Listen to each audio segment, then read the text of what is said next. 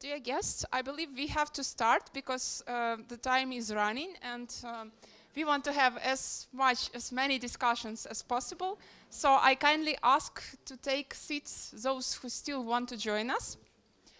And I also kindly ask our first panel or zero panel speakers to take their places on this podium.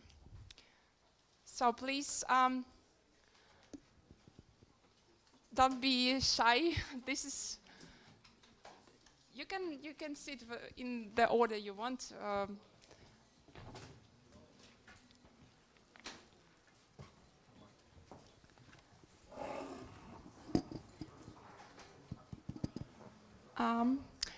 And we will have two more speakers a bit later. I should say that Ivana Klimpushtin-Sadze apologized because she's currently doing her best to implement the association agreement by lobbying for or seeking support among the parliamentary members for some pieces of legislation to be adopted. But perhaps she will join us a bit later. Otherwise, Olga Stefanishina will come to take her place. So my name is Zarina Mishuk, and I am Civic Synergy team leader and key expert. Civic Synergy project is among the organizers, the main organizers of this forum. And we sent our kind thanks to the European Union who provided finances for this event to happen, because our project is financed by the European Union and co-financed by the International Renaissance Foundation, which also implements the project. So this is my way to explain you some of the pictures you see in front of you. And we have, this time we have other co-organizers, our Lithuanian partners. The consultancy is STEP, which received finances from the Ministry of Foreign Affairs of the Republic of Lithuania through the support program. So we thank them as well. This is our second forum, so we can already say that this is not a one-time event. This is a tradition. Together in Kiev, representatives of expert community from Moldova, Georgia, and Ukraine, also practitioners. Also, I forgot to mention experts from the European Union who are numerous here. And also practitioners who deal with association agreements implementation on a daily basis. And the reason why we gather such audience, distinguished audience, is to discuss the progress in association agreements implementation in the three countries. To find common achievement, common lessons, but also challenges, which many of them are also common, to look for solutions to these common challenges, to discuss possible cooperation which would help to enhance association agreement implementation, to speak about common goals, common dreams, how to advance the European integration reforms in the three countries, and definitely to set ambitious plans that could be offered to our politicians, to our governmental officials, which could bring our countries closer to the European future. And last year we had a very interesting and challenging agenda, and it was my impression that we could speak weeks more about those topics that we put into discussion. So some of those issues, like the progress in the implementation, the way we want to see the European Union assistance, you would see in this year agenda as well, because there is a lot to discuss and a lot to share. But also, it is my impression that in the past 10 months that have passed since our first time forum, also the general situation a bit changed. 10 months is not a big period in terms of the commitments that we have for the association agreement implementation.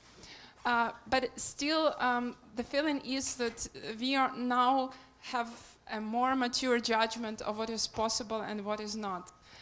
And we are now more practical and also ambitious in terms of willingness to discuss what would be written on the next page of the relationship between the European Union and the three countries.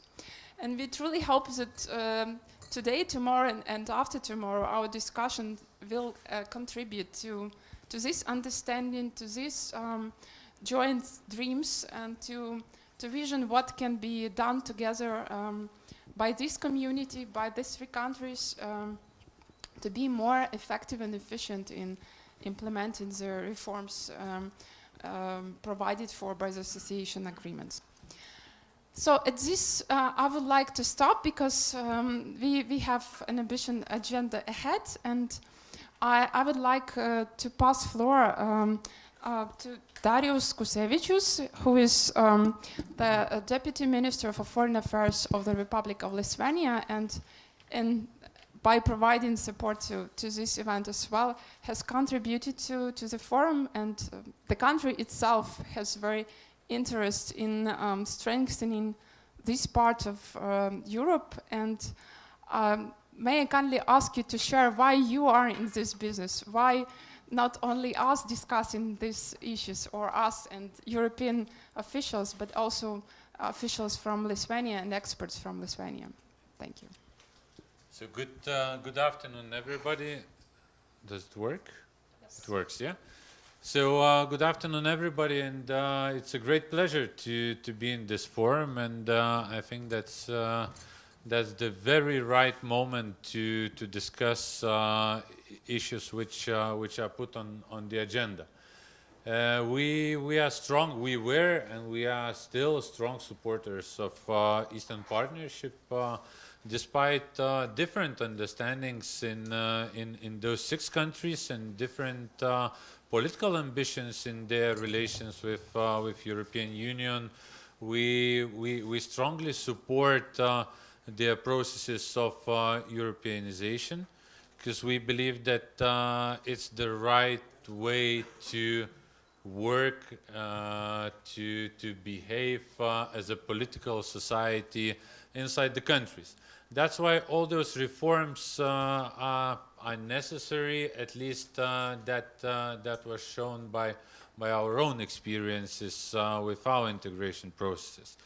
10 years, we usually like to complain that oh, they are not delivering, they are not doing well, program doesn't work, we need to change something. But during this next year, it will be 10 years. And I think the changes in countries, especially those who decided to get into closer relation with European Union, I mean associated partners, we have really great results. We have increase in trade, we have association agreements signed, DCFTAs in place, we have visa-free regimes. And now it's the difficult part, implementation. And that's why I'm telling that this forum is very timely, because that's the right time to evaluate where do we stand, what works, what doesn't, what are the experiences from different angles, different sectors and perspectives, and to see what we can do together, where we should move each country and countries together as a program. 20 deliverables for 2020 is the short-term objective or goal, but of course with the last summit we have new formula of cooperation, which is just starting, is trio format for associated partners. And exactly tomorrow there will be a first trade ministerial. We are supporters. We think that okay, a 6th format is needed, and will be 10 years next year. Every country has its own individual experiences and bilateral track with European Union. But there are lots of things in common where those three countries could cooperate and work together. Even a small example, if we speak about next steps or what's next, what's after 2020 in Eastern Partnership for associated partners and program in general, and then each associated partner presents its own non-paper on the way forward, saying almost the same things, just in different wording, in different priorities, which could be joint effort and joint non-paper. So I think lots of things could be done and improved in trio format also. On this, I want to wish everybody a good conference and hopefully deliverables from this conference which could be used in decision-making processes. Thank you. Thank you very much. Now I pass floor to Olga Stefanishina, Director General of the Governmental Office for Coordination of European and Euro-Atlantic Integration. I already apologized for Ivana Klimpush-Stensade not being able to come. So because there are three speakers, they would immediately pass to the next panel. And I don't want you to start now explaining what has been achieved and what is the progress, what are the ideas for the future. Let's leave it aside for the next panel. But if you could reflect on the past within these 10 months since our last forum, what has changed in your mind? If you could reflect that would be an interesting introduction into the forum. Thank you, Zarina. And first of all, let me also apologize for Vice Prime Minister being unable to participate today in today's meeting, because exactly right now, Parliamentary Committee is considering the amendments to the Constitution as regards its European and Euro-Atlantic integration. So I think the reason is more or less justified. That's why apologies again. Of course, I will not go deeply into detail, and I would just completely agree with our colleague from the Ministry of Foreign Affairs of Lithuania that now we're at the stage when we cannot only deliver or implement or show good results in terms of European integration. It is the time when we can enhance the capacities and the interests of all of the sides. And I believe that last year, while we more were concentrated on institutional and internal issues, I think that this year and today we all share the burden of the future of Europe, of European Union, because it does not depend only on the European Union and other institutions. So we all are the members of the Council of Europe, and we know what are the challenges in this international organization, and I see that Ukrainian role is extremely strong in bringing back everybody to the understanding that it is intergovernmental organization, not the only international organization. It is the organization of the governments and the countries which have agreed to ensure the rule of law. And these are the key challenge, which is very obvious, and not less important challenges are now faced by the European Union. And I can see that discussion which have been started as a second time in this forum could really bring us to closer understanding what could be the role of our countries separately and jointly to preserve the unity, to make sure that our goals for European integration would be preserved in our countries, and the efforts that we can jointly take to save the project of Europe. Thank you very much. Once again, I want to say great thanks to our partners and colleagues from Georgia and Moldova, and recently joined to us the partners from Ministry of Foreign Affairs of Lithuania. We are really grateful for the support that's been given for us for many years and now has been revealed in this conference. I'm looking forward for a very interesting discussion, and thank you, and we will be looking for a discussion in the next panel. Thank you, Olga. And now I turn to Daniela Marari, who is the State Secretary for European Integration of the Ministry of Foreign Affairs and European Integration of Moldova. What's the mood in Moldova? What are you looking for by joining this conference? Thank you very much. Good afternoon to everyone. I'm also very happy to be back to Kiev. I'm very happy to see so many familiar faces and friends. And as you mentioned in the beginning, indeed it transforms into a small tradition. And I'm very honored and happy to have the chance to be part of it. I also wanted to congratulate all of you that contributed to put it together, of choosing the subjects and also building from the previous in a way, and also making a link, but at the same time adjusting to what is very relevant and for all of us separately, but also jointly. And I very much value this type of brainstorming in order to have the chance to look general, but also on very subjects separately. And all the subjects chosen, like from the DCFTA and the parliament dimension and the financial aspects and all this are very relevant, and really I'm also looking forward for some of the context. And I also wanted to say that as it goes naturally that civil society is taking usually this leading role in showing and promoting how all three of us, like Georgia, Moldova, and Ukraine, we should cooperate.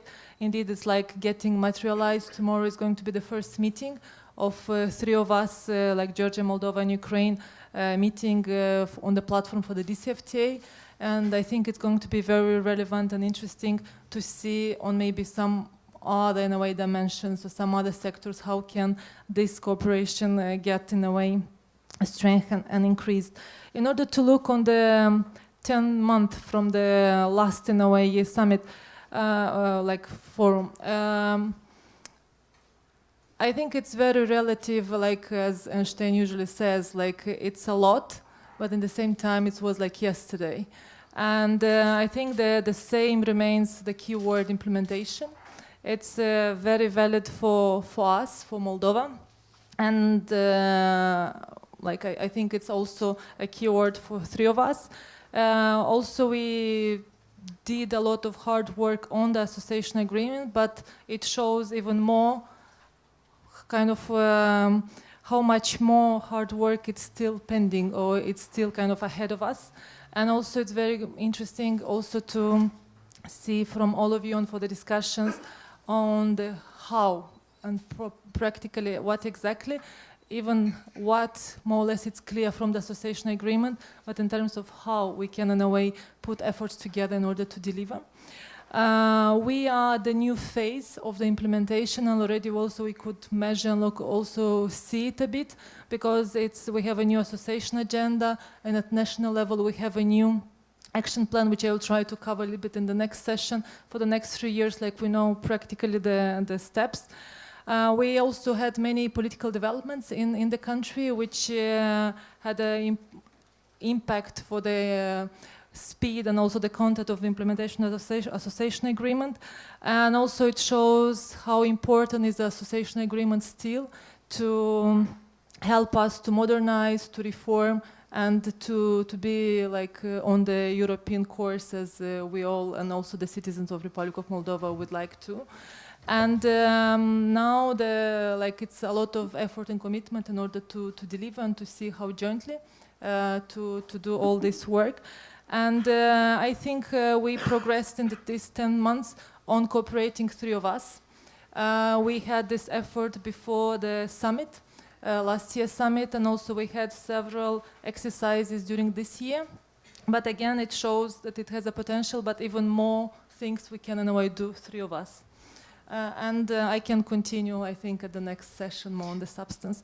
Really happy to be here and looking forward for the discussions. Thank you, Daniela. It's a very substantial welcome word. And now, Archil Karaulashvili, also you are coming here for the second time. Your title has slightly changed, but I suppose the responsibility is still the same. So Archil Karaulashvili is Director General for European Integration at the Ministry of Foreign Affairs of Georgia. Thank you, Zoriana. Yeah, exactly. It was during our first meeting when there was a decision to merge the two structures, actually working on European integration in Georgia, one working on internal, second on diplomatic backup of the. Now we have a unified structure working together on both directions, and I could say that from today's point of view, it was the right decision. It is more even efficient to know how internal reforms are going on, and at the same time cooperate with European partners, with our with member states, with our colleagues, in order to enhance politically the path of European integration.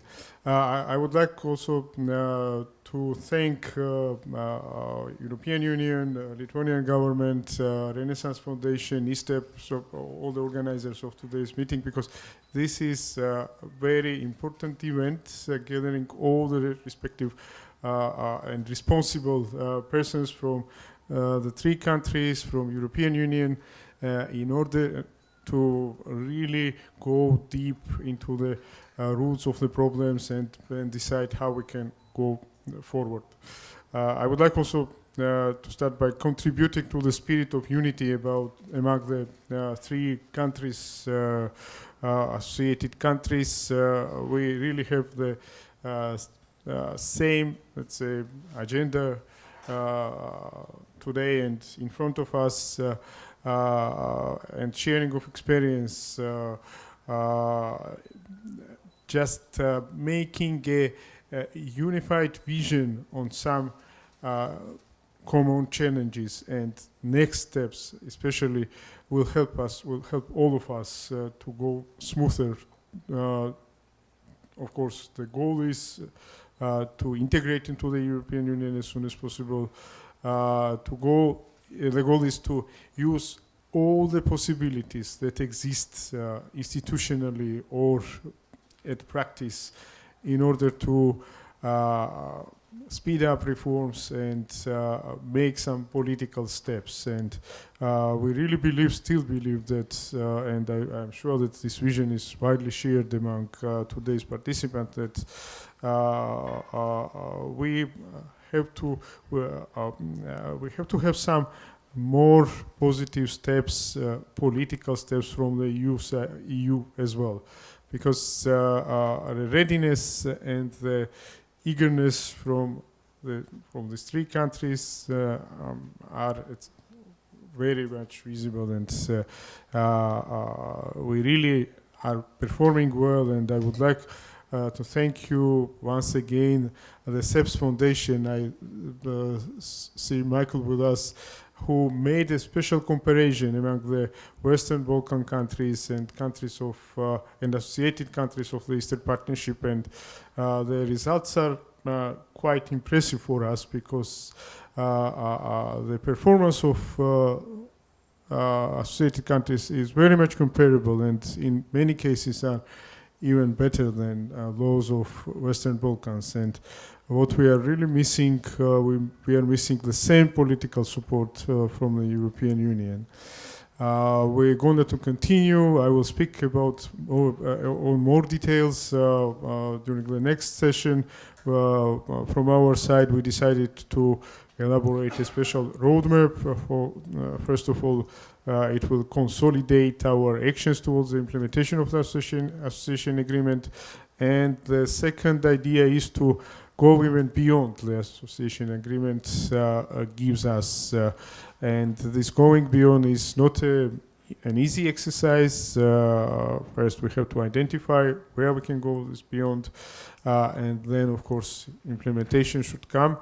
But what is important, this is a unilateral obligation from our side. I mean, this roadmap will entail only unilateral stance, and it will not speak about some political steps. We just expect that will better performance, we will increase our readiness for some political advancement. But political advancement, it's a separate story. Thank you very much. Thank you very much, Archil. And now we turn to the only non-governmental speaker on this mini panel, which is Alexander Sushko, the executive director of the International Renaissance Foundation. Before chairing the Renaissance Foundation in this capacity, Alexander for many years was one of the leading experts, civil society experts on European integration. So in both of these capacities, as a contributor to the conference and as an expert.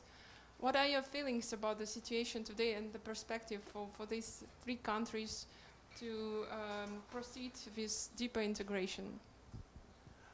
Thank you, Zoriana. And really, this is a long story already behind the association for three Eastern European countries. And really, it was a pleasure together with many of you to be together in this process for years. And now we are here just not just to make this process of implementation more routine, but also not to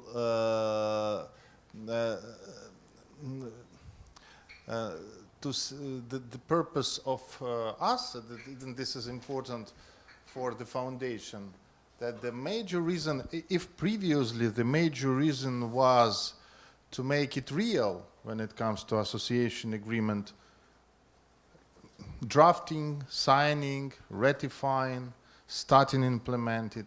Now, this is even more important to keep the civil society engaged and to feel and to keep feeling the whole society to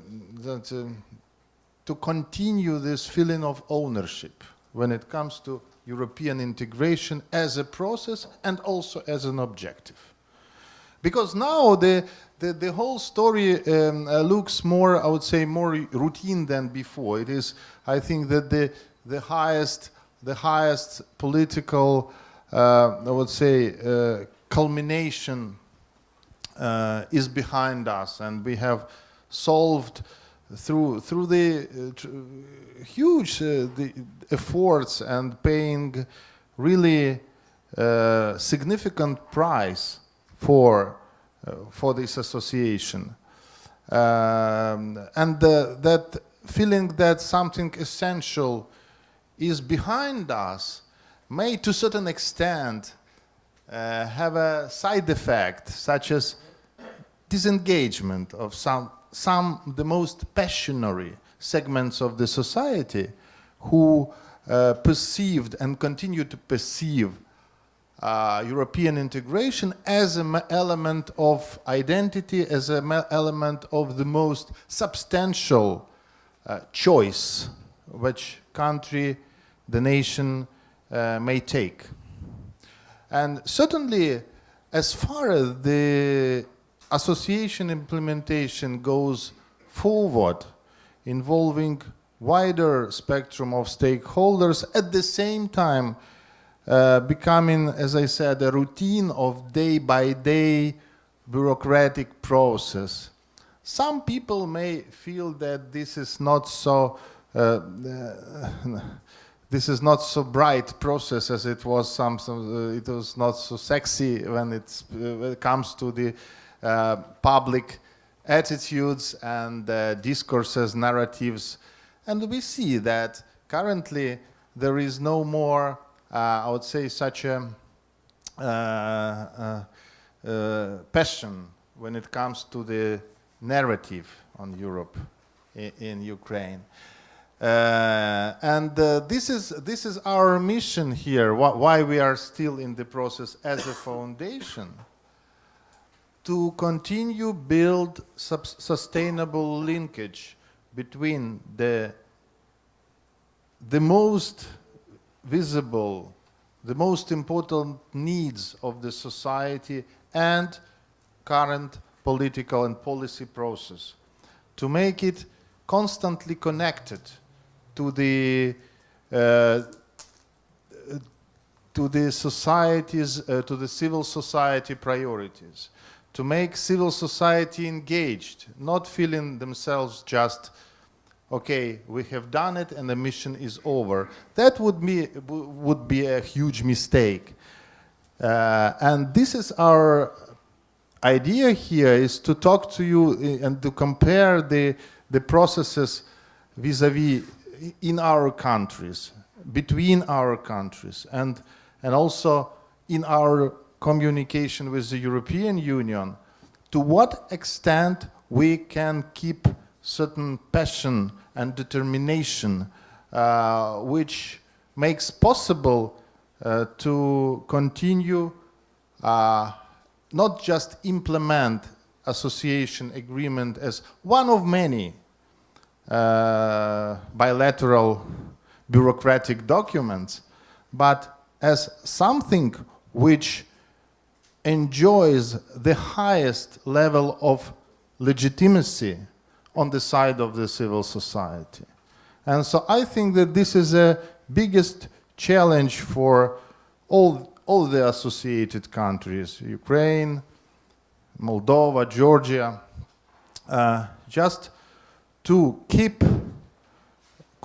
this level of determination which we achieved in the previous years, because otherwise there is no force and no strength behind this process sufficient to overcome all the barriers. And we will talk certainly about the barriers, difficulties, we will talk about the lack of political will, we will talk about vested interests, we will talk about the old system which is resisting, and it will never end.